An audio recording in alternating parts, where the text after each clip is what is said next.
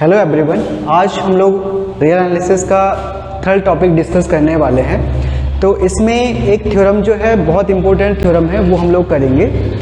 इसे हम by name भी जानते हैं। थ्योरम का नाम है यूनिकनेस थ्योरम। ठीक है, तो ये थ्योरम क्या कहते हैं कि अगर सपोज हमारे पास कोई कन्वर्जेंट सीक्वेंस गिवन है ना, तो उसकी जो लिमिट होगी कन्वर्जेंट सीक्वेंस की वो यूनिक होगी। मतलब कन्वर्जेंट सीक्वेंस की एक ही लिमिट होगी, एक से ज़्यादा नहीं होने वाली है। ठीक है, तो यही है थ्योरम और इम्पोर्टेंट थ्योरम है ये।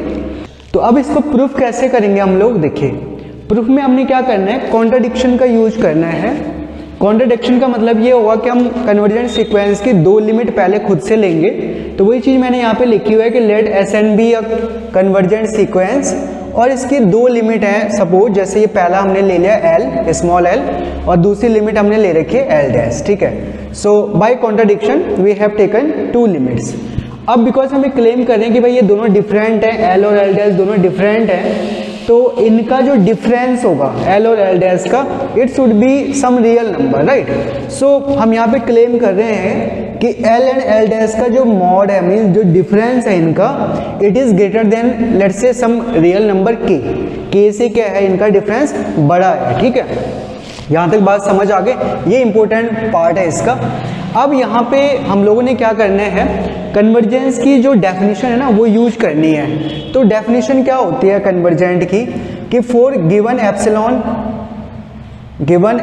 ग्रेटर देन 0, अगर एस एन कन्वर्ज हो रहा है एल में, तो S N minus L magnitude must be less than epsilon for all N which are greater than let's say some natural number M.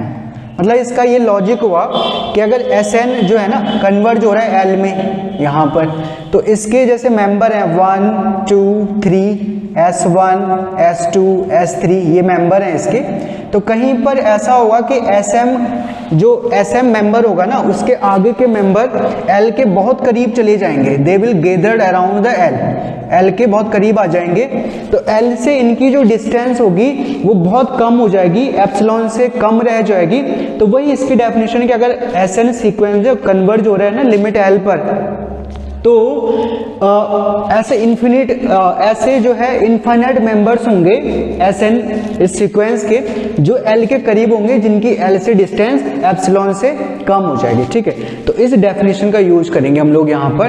तो सबसे पहले हम लिखेंगे भाई एस एन एल में कन्वर्ज हो रहा था, S N minus L less than, अब एप्सिलॉन की जगह हमने अपनी तरफ से k/2 ले लिया for let's say members which are greater than m1 से आगे के जो मेंबर हैं वो एल के करीब चले गए, उनकी एल से डिस्टेंस जो है k/2 से कम है। ठीक है, similarly S N L dash में कन्वर्ज हो रहा था, तो S N minus L dash less than k/2 for all N which are let's say greater than m2। यहाँ पे कोई दूसरा मेंबर है m2, उससे ज़्यादा, उससे बड़े जो नंबर्स थे या मेंबर्स थे एस एन के, वो एल डैश के करीब चले गए हैं। ठीक है, तो ये चीज़ें आपने याद रखनी है, राइट। अब हम यहाँ पे क्या करेंगे, ट्रिकी पार्ट है हमारा, magnitude of L minus L dash check करेंगे।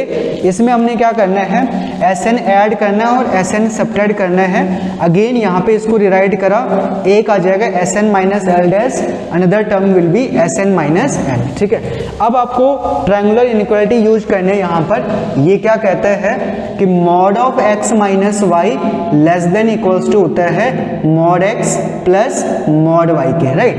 तो ये इनइक्वालिटी जब आपने यूज करी तो यहाँ पे लेस देन इक्वल टू का साइन आ जाएगा।